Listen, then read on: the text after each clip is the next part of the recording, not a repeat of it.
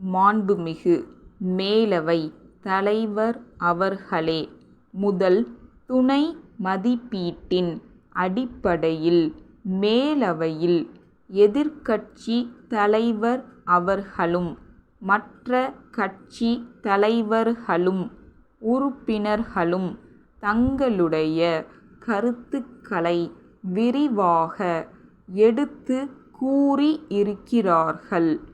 பொதுவாக இன்று அதிகமாக பேசப்பட்ட விவகாரம் அண்மையில் அறிவிக்கப்பட்ட ஊதிய உயர்வுகளைப் பற்றியதாகும். ஏற்கனவே இரண்டாவது சம்பளக் குழுவின் சார்பில் அறிவிக்கப்பட்ட பரிந்துரைகளையொட்டி ரூபாய் 22 கோடிக்கு மேல் அரசாங்க அலுவலர்களுக்கு அரசு ஊதிய உயர்வு அளித்ததைப் பற்றியதாகும்.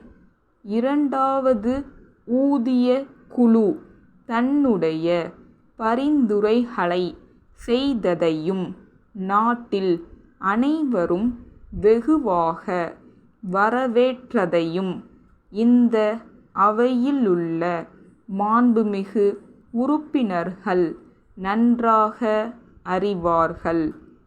அதன் பிறகு சில முரண்பாடுகள் இருக்கின்றன என்றெல்லாம் எடுத்துச் சொல்லப்பட்டு சில கிளர்ச்சிகள் உருவாகி அதன் தொடர்பாக தனி நபர் குழு ஒன்று அமைக்கப்பட்டு அந்தக் குழுவின் அறிக்கைகளும் பரிந்துரைகளும் அரசுக்குத் தரப்பட்டு அரசாங்கத்தின் சார்பில் அந்த பரிந்துரைகளின் அடிப்படையில் பல்வேறு அலுவலர் சங்கங்களும் அளித்துள்ள மனுக்கள், கோரிக்கைகள் ஆகியவற்றின் அடிப்படையிலும் சில ஊதிய உயர்வுகளை இந்த அவையில் அறிவித்திருக்கின்றேன்.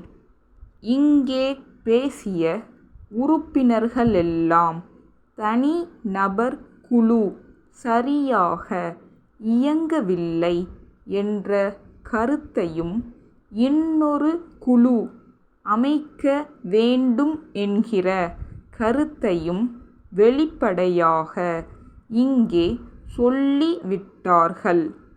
இன்னும் சொல்லப்போனால் முரண்பாடுகள் இருக்கின்றனவா என்று ஆராய்ந்த கட்டத்தில் தனி நபர் குழு பல்வேறு பிரச்சினைகளில் அலுவலர்கள் கோரிக்கைகளில் முரண்பாடுகள் இல்லை என்று அறிவித்தவைகளில் கூட அரசாங்கம் வலிய முன்வந்து முரண்பாடுகள் இல்லாவிட்டாலும் ஏற்கனவே அந்த பகுதியில் அரசு அலுவலர்களுக்கு அரசு சார்பாக அறிவித்திருக்கின்ற உறுதிமொழிகளை நிறைவேற்ற வேண்டும் என்ற நல்லெண்ணத்தின் அடிப்படையில் ஊதிய உயர்வுகள் இங்கே